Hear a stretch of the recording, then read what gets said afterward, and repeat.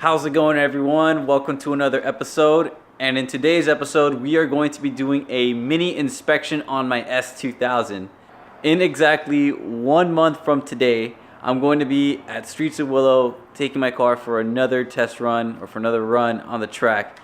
And I gotta make sure that everything is running in tip-top shape by the time that day rolls around. So I know it's about a month in advance, but I wanna make sure that everything is cool, so for when that day rolls around, I don't have to worry about anything but turning on the car and driving to the track. I have a list of things that need to be taken care of. So I got this list. This is from Speed Ventures. I'm going to be going over a lot of the stuff that's on here. Everything that I highlighted is what I'm going to inspect today, with maybe the exception of the tires, because I already know the condition of the tires are not ready for the track, so I gotta get the other ones. You know.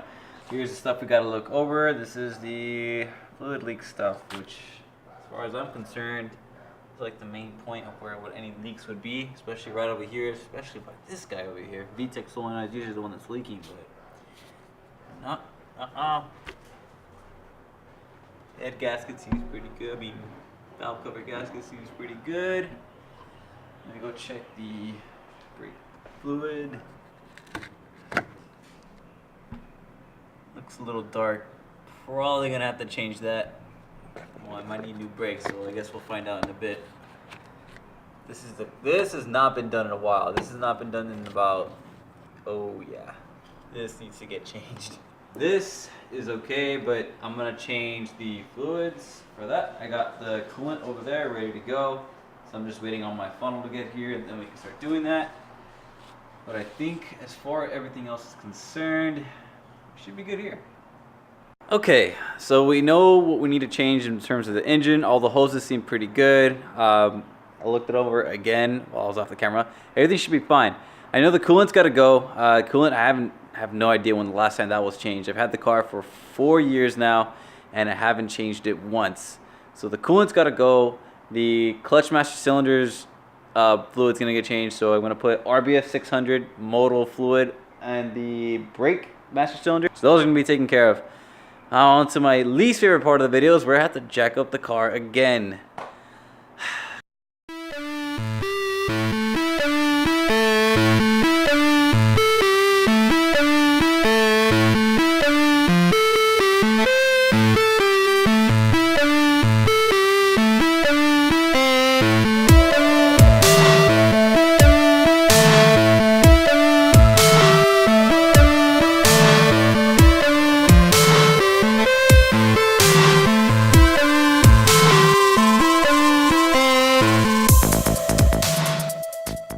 Do in order for you to check for wheel bearings to make sure that they're working properly is you got to make sure that the lugs are still kind of somewhat tight, so it doesn't make any noises. You grab it at opposite ends like this, and you just got to shake. If you feel like there's a lot of like movement, if you hear like a clicking noise, like a click click click as you're doing that, then that probably is a good sign that the wheel bearings are not okay. So this wheel bearing is okay. I'm gonna check the rest of the wheel bearings and then make sure that they're okay. I'll be back in just a sec.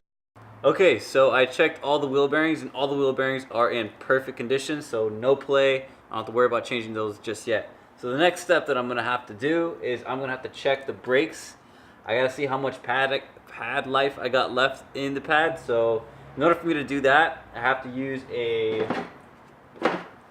12 and a 17. It's the easiest part of taking the brakes.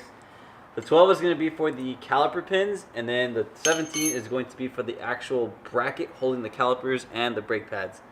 Alright, so the first thing we're going to do is we're going to undo the caliper bolts that are up here.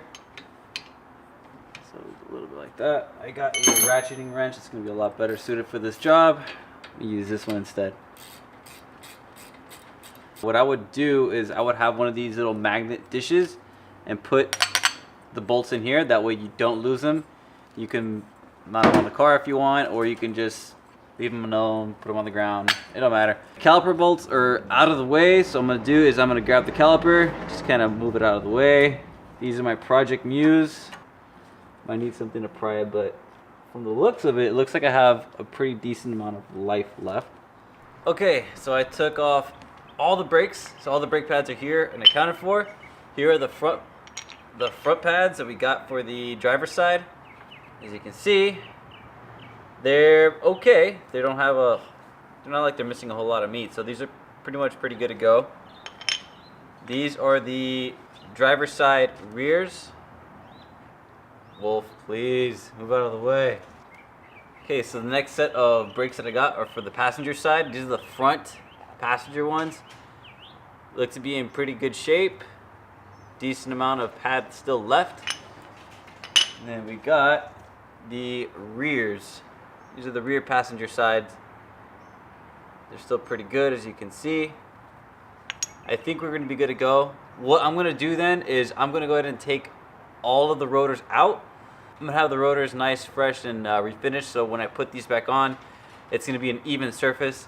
But in the meantime, I have spares. So these spares are going to be going onto the car. They're all labeled for each appropriate side and have spare pads. In order for you to take off the disc, you need to remove this caliper bracket here. All you need is a 17mm wrench. I went ahead and broke torque on these already, but there's some screws back here. There should be one, there's one up here, and there's one down here. So all I gotta do is remove those, and this will come off, and you can take off the rotor. Alright, so the caliper bracket is now off. I'm gonna put this down. All I gotta do is... Okay, so I got the rotor out. The rotor's right here. I'm gonna kind of see... There's no real groove in here per se, but there is a groove starting to form. It's a really deep groove up here on the top. So I'm just going to play it safe and have these all refinished. So they're going to get resurfaced, redone. In the meantime, I'm going to put the other one back on. It's the same exact process of what I did to take them off. And then I'm just going to pump the brakes, make sure that they're working, and we should be good. I think that about does it. But before we end, let's go ahead and kind of do a little bit of a recap before I end the video.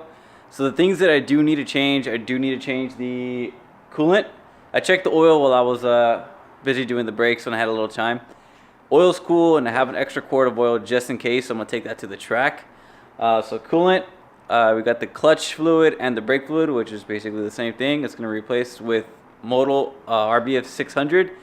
And then I'm going to get the rotors resurfaced, and as far as the tires are concerned, I think I'm actually going to go with the RS4s after all. They're a little bit more affordable than the other options that I had. So I'm gonna go look and see when I can get those, hopefully mounted by next week, I think. So we'll do a video on that. In the meantime, that's gonna be it.